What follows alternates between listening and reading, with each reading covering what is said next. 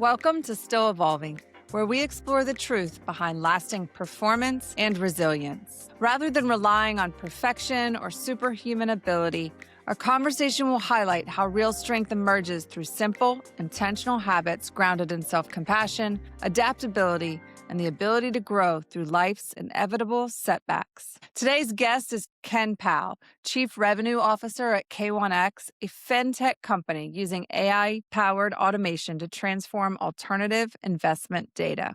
Ken brings more than 25 years of experience as a global growth leader with senior roles across fintech, SaaS, and private equity-backed organizations, including Fortune 200 companies like ADP and FIS. He's known for helping companies drive revenue transformation, scale effectively, and navigate change with clarity. Ken brings a strong, quote, "what else is possible" mindset to his work, challenging the status quo with practical insight and sharp storytelling. Through his Bent the Trend framework, he helps leaders rethink what's possible and take action that creates real momentum. Please welcome Ken Powell. Ken, welcome to Still Evolving. Grateful to have you here and really look forward to the conversation. Hi, Annie. Nice to meet you. Nice to spend time. Appreciate you having me on. Awesome. Why don't we start off just giving you some time to share a bit on your journey? So share a bit of your background, maybe where you come from, what you're working on now, and of course, the highlights in between. Yeah, of course. I have to say, I really love the title of your pod here, Still Thank Evolving. you. Being someone who just turned 50 this year, I'm looking every single day at what's evolving. And sometimes that hurts a little bit more because it takes a bit more time to get out of bed, or I have to evolve the way in which I'm eating and so forth. But all joking aside, I've always subscribed to the idea that we have to evolve, and there's something really exciting about that. I often talk about the phrase "what else is possible." It's a mantra that I hold really close to myself as both a leader and as a parent and as an individual, and try to always stretch the teams I work with, my children, my friends and family to always evolve themselves. So I Very cool. appreciate the Thank way you. that you're kind of putting that out in the world. But I think your question was, what am I up to and where did I come from and Yep. all that kind of all that. The work that I do is what people would often call just commercial work, meaning that and what that practically means is I've been a salesperson carrying a bag way back in the days in the streets of New Jersey, to running sales teams, to being a CMO, being a CRO. Most of the work has been in change-oriented organizations, whether that's an organization that's in startup, organization that's trying to change direction, organization that's lost their way and needs to think differently, whether it's in publicly backed companies or privately owned companies. I've always had the opportunity to kind of sit somewhere in the evolution of where are we today and where do we need to go tomorrow. Fantastic. And I can appreciate just, I guess, experiencing change myself, either unexpectedly or somewhat planned as you're describing. It's not for the weak at heart. Sometimes when things have been thrusted upon us, I think of COVID, for example, unexpected loss, just it sends a kind of like a reverb through our system. Like we're like, holy shit, what's going on? There's a whole bunch of reactions or emotions tied to that. And certainly some people see it as a challenge and some people it feels very threatening and uncertain. So I'm curious if you could talk a little bit about your experience as a leader, perhaps with your team or even certainly personally, when change or adversity has struck. What has helped you? What have you kind of taken away from those experiences that really can help our leaders show up when the next life punch comes our way? Yeah, sure. Well, there's a couple things that come to mind. The first thing I would say, it's been a hard lesson for me in the sense that willpower is a waste of energy. It is. I go the gym that I go to has this big sign on there, and it's a man, and he's appears to be working out really really hard, and the catchphrase is "hard work beats everything." I actually think that's not the way we should be operating, and frankly, it's been one of the hardest lessons that I've had to learn. I go back to a bit of my faith in that accepting the things I cannot change, the courage to change the things I can, and the wisdom to know the difference. That really has become as much of a spiritual guidance as it's been a life lesson, a way to think. And oftentimes, what I've really kind of grown to realize is the following: is that Great strategy, great results are the byproduct of 1,000 no's that get you to a single yes. So, it's catchy to say prioritize. It's catchy, even catchier to say radically prioritize. And we're all faced with prioritization, but there are logical ways in which we can think through how do we spend the time in the areas of our life and our business that really move the needle. So, I've really tried to subscribe more and more to being a systems thinker and creating the conditions for success Yes. and less about just biting down on the bit and really driving forward. It just doesn't work. It's exhausting. Your Uh-huh. output is so suboptimal in terms Uh-huh. of where and how you can do. So change is really, in my opinion, a question of outthinking an issue versus outworking it. And when you get to a level in which you're able to just really think broader 2 and 3 steps down the line as to where something might be going, the way in which you approach your day and approach your work and lead your teams or inspire your children is less about prioritizing and more about sequencing. Because Mhm. oftentimes everything that needs to be done or has to be done is legitimately has to be done. It's just a question of what do you do first, second, and third. And I think, we as leaders and individuals tend to get so super overwhelmed and just say, I'm gonna push forward on this and not step back and really think about what is the right approach and or timing in which to get something done. I so appreciate kind of taking that step back and that pause. And I too can kind of relate to missteps, especially earlier in my career. I think the eagerness, the drive, I'm all for grit, but that very kind of stuck gas pedal, right? Like just do more, do more, do more. It can relate to kind of missing the doors that perhaps would have been open. So if I had taken a step back, as you described, could sequence it differently, or certainly even load my efforts differently, I probably could have had certainly a more efficient outcome, but certainly like a deeper, richer, impactful outcome. I guess what came to my mind, I was early in my career at a university athletic department, probably within the first week, and this was back in the time there weren't many sport performance psychologists hired full time at D1 institutions. So now you see the postings that come up on LinkedIn. This wasn't that time. So it was pretty significant that this athletic department adopted this and created this position. So I'm in my first week and I go down the coach's hallway and, making an effort to get out, introduce myself just to start forming some relationships, socializing. Hey, I'm here and this is what we could do together. And I knocked on this door, and this coach basically said, and after I introduced myself, "Yeah, I'm not really sure why we hired you," and shut the door.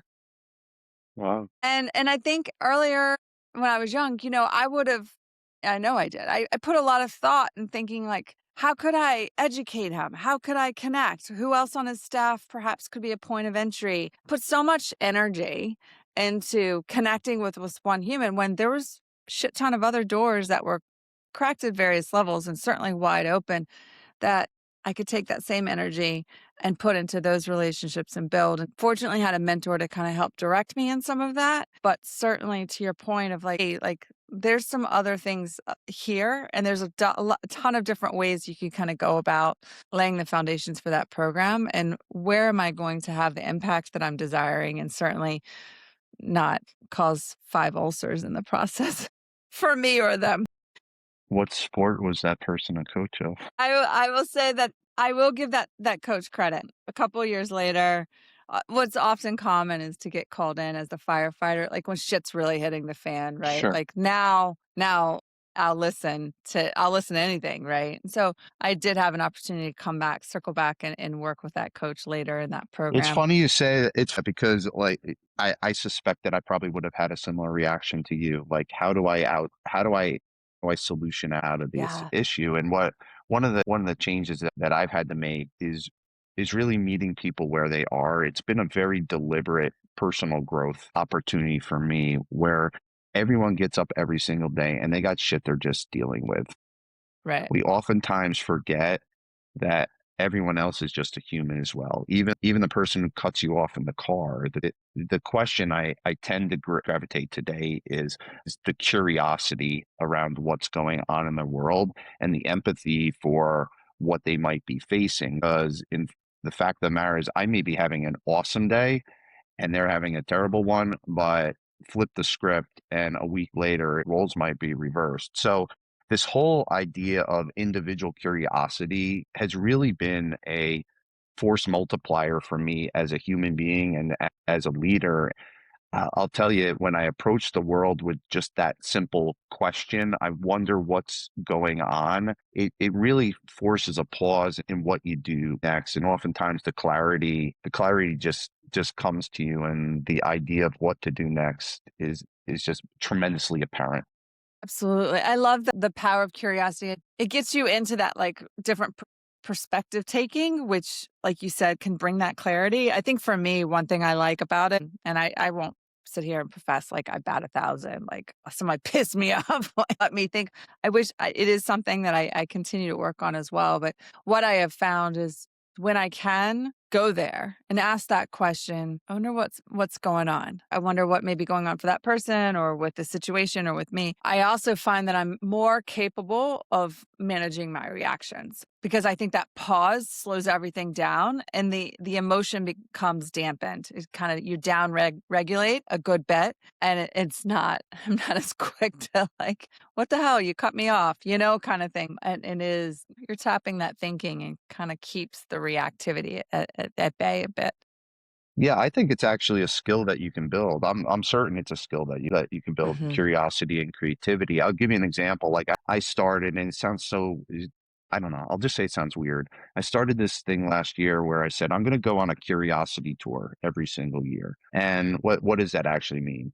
I decided that last year, every month, so 2025, every single month, I was going to go watch an obscure sporting event and find a way to just go learn about things that naturally I never would think that I was going to do. So I went to, as an example, not to go through the roster, I went to a bull riding event. I Okay. went to a roller derby event. I went to an archery event. I went to a dog race competition, on and on and on. Silly things that, like, on the surface, you never really think about. But I'll tell you, it was one of the most enriching years Hmm. for me in terms of my perspective on the world. Now, fast forward that the the silly selfies that I would take there and the story that we're sharing here, it's actually a muscle that is being built right in place where you pause to think about things that you hadn't before, and more importantly, accept that there's a lot out there that you don't know, and you Yes. should just really try to go do some more exploration before drawing conclusions. So, nonetheless, the Curiosity Tour 2026 is a little bit different, Okay. but it's going to continue. You're going to continue. Are you continuing in sport? Are you broadening No, out? we're moving on. It's arts this year. So in January of this year, just like 2 weeks ago, we did Japanese flower making, which I learned is, on the surface, it feels like a very creative, a very obscure concept. What I learned is it's actually a very ancient samurai Oh, art. interesting. So when you think about like the typical samurai, and one might suggest aggression on some level and so forth, the ability to kind of meditate, it's a meditative process, the ability to create and stuff like that was super interesting to me. And nonetheless, we'll continue down that every single month this year. And next month, I'm going to a place to create stationery off the oldest printing press in the United States, which happens to be in the New York area. So we'll figure it out. Wow. Yeah. That's super cool. I love that idea. We talk a lot about for leadership the significance of openness and being open to learn and like you said, with curiosity. And yet I'm always interested in hearing how people actually pursue the development of that skill and rehearse that skill. And I love the contribution here of your curiosity journey. Super cool. I'm curious with your teams, speaking of curiosity, with your teams, how does it translate in the workplace? So it sounds like you have been in leadership roles oftentimes in helping organizations transform, grow. But how do you reinforce that or how do you develop that with the team members? I think leadership is no longer about having the answers. It's about protecting the conditions where the right answers can come. So I often talk about creating the conditions for success. And Uh-huh. the mindset is of a leader today has evolved from, let's just call it, control to, I talk a lot about pattern recognition, or moving Uh-huh. from heroics to building sustainable systems, or moving from urgency to sequencing. As a leader, I've tried to downshift on my personal output and solving the problems, and focus more on helping the teams reach their full potential by creating a consistent, sustainable operating environment where their best self can come out. I've Uh-huh. always held myself to the simple standard that says, I know that I've done my job as a leader because I can take a vacation and for 2 weeks and nothing breaks and no one calls me. I've done my job as a leader when I know that I've backfilled myself and I'm no longer as important in the role that I was in, and my team is self-sustaining. I think oftentimes it was told me early in my career, you advance as quickly as you backfill yourself. So there is a self-serving component to that, I suppose, when you think about it, but it's more than that. It's about creating a a business, an organization, a family system that really can operate without you there. When leaders stay in survival mode, the organizations do as well. And as a Uh-huh. leader, I really think about systems and culture that move the collective group forward versus Uh-huh. the heroics of myself or any individual in the team. I love that. Who influenced you? Who did you learn from? Talk a little bit about in your journey, like where your philosophy has been shaped from. A lot of it's been failures. It's just, wow, that didn't work. Let me figure out a different way to do that. But joking aside, I've always believed in the idea of, today you can read a thousand articles on what people would call a personal advisory board, but maybe before that was a catchphrase. That's kind of the way in which I operated. I've done enough of these personality assessments to try to figure out what are the things that make me instinctively tick. And the thing that instinctively makes me tick is connections. Each one of the tests might say it's slightly different, but it all boils down to putting a set of people around you that have experiences and intelligence that far exceed what you have. And I, I believe a whole bunch in getting others to believe in your cause as much, if not more than you, and really go to battle for you. So, to the personal advisory board concept, I've always tried to fill in people who bring me expertise, knowledge, experience that is an area of development that I've identified, or an area of known gap that I know that I can't fill in. I think about, like, my earliest mentor was when I was moving out of a field sales leadership role and into a corporate role, which is a very different mentality. And I'll never be able to give her the credit, I guess, on one level that it deserves, but I can certainly talk a bunch about how much she's changed my life. It was an early manager when I moved into that. And what always stands out for me in that is I was moving at a time where I was probably 28 years old, 29 years old, and I looked like I was 14, and I had weird spiky hair and I dressed in a way that probably wasn't corporate in terms of that. And she took a shot on me at a time when everyone else just looked at me as a smart kid, but she put me into a role that I wasn't credentialed for on paper.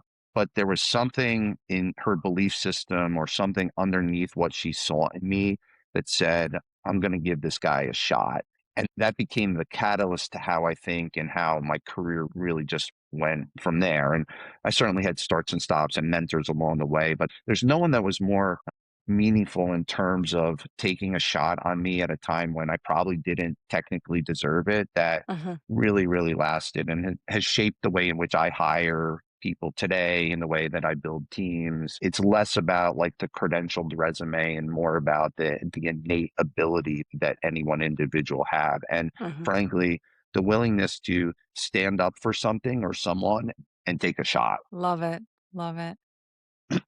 Ken, could go in so many more directions in this conversation, but out of the interest of time and everyone on their commute or wrapping up their workout, I want to bookmark this conversation or kind of end this with you sharing back that immediate tip, tool, strategy, something that you have found in your journey that helps ground you and enables you to keep evolving. When you feel stuck or overwhelmed, don't ask, what should I do next?